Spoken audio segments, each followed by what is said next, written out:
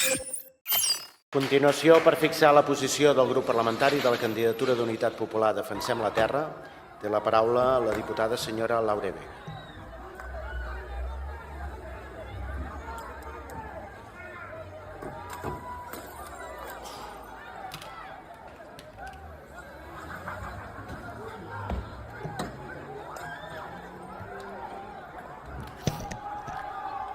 A mi em sabria molt greu venir aquí a representar un poble i no conèixer res de la seva història. 1835, 25 de juliol, plaça de Torín, Barcelona, correguda de toros. Es veu que els toros ho estaven fent fatal i no en vestien, i que els toreros tampoc estaven molt il·luminats. I passava una altra cosa, és que la gent treballadora se l'estava asfixiant bastant i que hi havia guerra, llavors hi havia bastant malestar.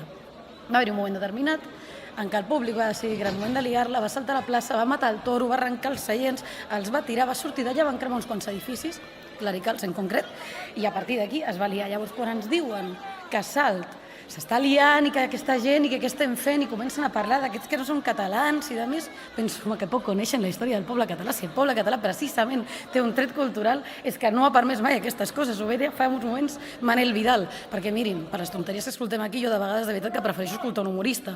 A Catalunya, llançar pedres als Mossos i cremar contenidors és un fet cultural propi. Enhorabona a la comunitat musulmana de Salt. Sou exemple. I afegiré un altre fet cultural propi. I és el de defensar els drets, el dret a decidir en un referèndum o el dret a l'habitatge per sobre de les lleis injustes. Això són fets culturals propis, si no potser és que no són tan catalans o no formen part d'aquest estat, com per saber-ho. Perquè els escolto i penso, la guerra és la pau, la llibertat és l'esclavitud, la ignorància és la força, una mica com el que ens explicava Orwell quan narrava el seu 1984. I no s'equivocava tant mirant el panorama. Venim a provar millores en el foment de la pau i volem agrair tota la feina que han fet aquelles persones que han insistit la legislatura perquè seguim aquí, amb aquesta llei, però també amb el Centre d'Empresa i Drets Humans. Però perquè sabem que la pau no es proclama, la pau es lluita i la pau s'organitza. Són mesures mínimes però que requeriran de dotacions econòmiques per anar endavant, perquè el que necessitem precisament són solucions de pau, no d'atiar més la guerra. Però són mesures que són necessàries especialment en una Europa, hi ha un estat, hi ha uns grups parlamentaris que volen fer sonar tambors de guerra. Tenim a von der Leyen apuntant a destinar fons europeus a enfortir la indústria bèl·lica i demanant augmentar la despesa a la OTAN. La despesa militar. La OTAN exigint augmentar la despesa militar amb una cosa tan arbitrària com és el percentatge del PIB. La OTAN decidint històricament la posició del conjunt d'Europa per pur seguidisme als Estats Units i de cop la Unió Europea corrent en cercles i volent reforçar la seva posició no amb més sobirania sinó amb més armes.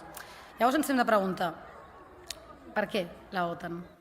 Perquè s'instal·lin al nostre territori armes nuclears, el control del qual no està garantitzat, perquè augmenti el risc d'accidents en temps de pau, perquè la població civil es trobi més indefensa davant de qualsevol situació bèl·lica, perquè haguem de fer un esforç econòmic superior al necessari en detriment d'altres necessitats socials més urgents, perquè augmenti la tensió internacional al trencar-se la tensió entre blocs, perquè estiguem en primera línia d'una guerra declarada fora de l'estat espanyol.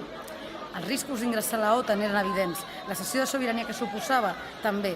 Cap persona responsable podia negar la transcendència d'aquesta decisió. Suposo que li sona tot aquest plenari, perquè és la campanya del PSOE sobre l'entrada de la OTAN a l'Estat, que en perspectiva eren ben bé les preguntes més encertades i que ens havíem de fer. L'oligarquia burocràtica de la Unió Europea, perduda i desorientada al desert de la OTAN, una Unió Europea incapaç de coordinar-se per dotar-se de sobirania, incapaç de tenir alguna cosa a dir a l'economia mundial, incapaç de donar resposta a l'alçada mentre Trump i Putin es reparteixen les mines d'Ucraïna com Trump i Musk fantasegen amb ressorts a la franja de Gaza.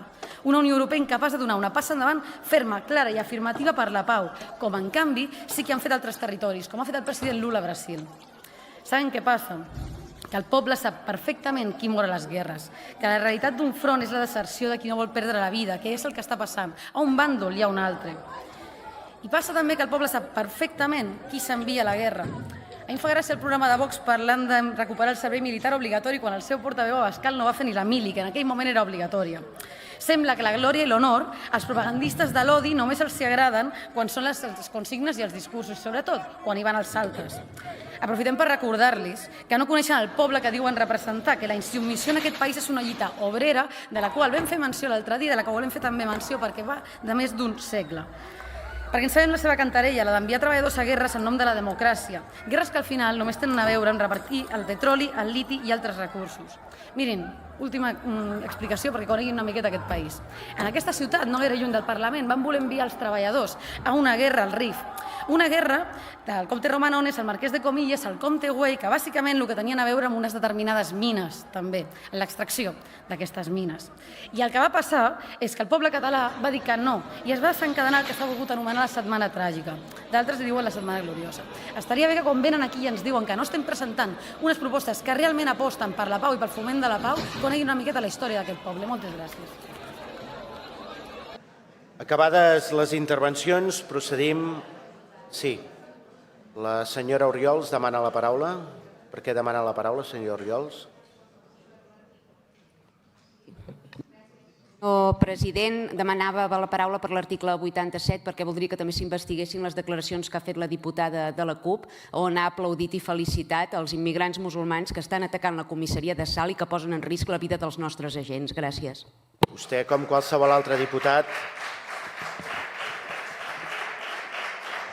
té aquest mecanisme formal d'accedir a la Comissió de l'Estatut del Diputat i, per tant, ens congratulem des de la mesa que es consideri que aquest és un mecanisme adequat i correcte.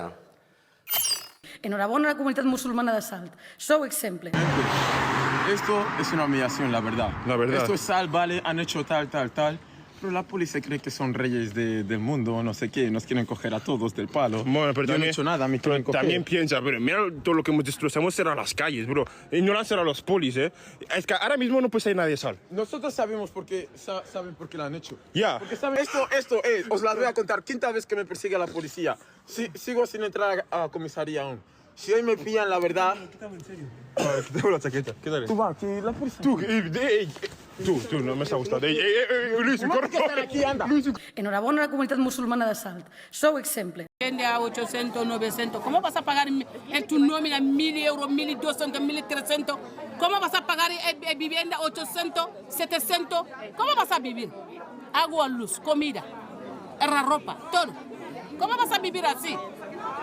Por favor, España, pénsalo, abre los ojos. Enviaré un mensaje para Pedro Sánchez, que actualmente... Eso. Pedro Sánchez, ayuda a nosotros. Nosotros sabe Pedro Sánchez le quiere extranjeros. Está ayudando a extranjeros. Pero tiene que coger más ayudantes para ayudar a nosotros. Sobre todo Sal, que no respeta a nosotros aquí. Pensaba nosotros son animal. Tengo muchos derechos, pero el ayuntamiento no quiere dar mis derechos. Está sufriendo. Pedro Sánchez ayuda a nosotros, mis hijos. El día de hoy mi hijo todo está sentado en casas, que no duerme, que no come, y que no estudia. Está perdiendo la cosa todo. Nosotros no aguantamos. Está perdiendo todo. Mi hija 5 años ayer está llorando. Y lo visto vídeo, está llorando. Yo le digo a hermano que no enseña más. No tiene que mirar esto. Sí, tiene que mirar, porque lo he visto madre sufriendo, padre sufriendo. ¿Qué vas a hacer? Los 5 años están llorando, pensamos, mañana van a tocar nosotros. Sí, van a tocar, porque nosotros están sentados en casas, el contrato se acabó 1 año, no quiere renovar, no quiere hablamos. Un día van a mandar carta, dile que a la calle. Yo a la calle con mis hijos, con los 10 hijos, 5 hijos, 6 hijos, calle. Van a cerrar la puerta, raña, van a vivirlo ahí. 1 año, 2 años. Nosotros estamos sufriendo. Eso no puede ser. Pedro Sánchez, tú eres muy buena persona. Ayuda a nosotros también. Necesita ayudar. Enhorabona a la comunitat musulmana de Salt. Sou exemple.